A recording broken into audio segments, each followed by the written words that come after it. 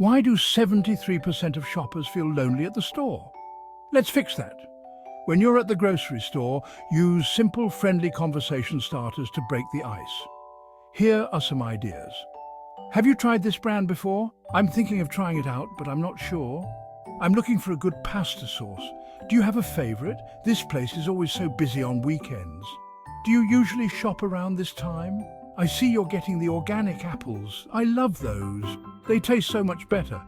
Did you see the deal on avocados today? It's a great price. Excuse me, do you know where I can find the almond milk? I'm new to this store. I see you're getting chicken breast. I just tried a new marinade recipe that was amazing. Would you like to hear it? I always come for just one thing and end up with a full cart. Happens to you too? I love how fresh the vegetables are here. Do you know if they source them locally? I always struggle with picking the perfect avocado. Any tips? Approach with a smile, genuine interest, and a relaxed tone. Make shopping more than a chore. Turn it into a chance to connect.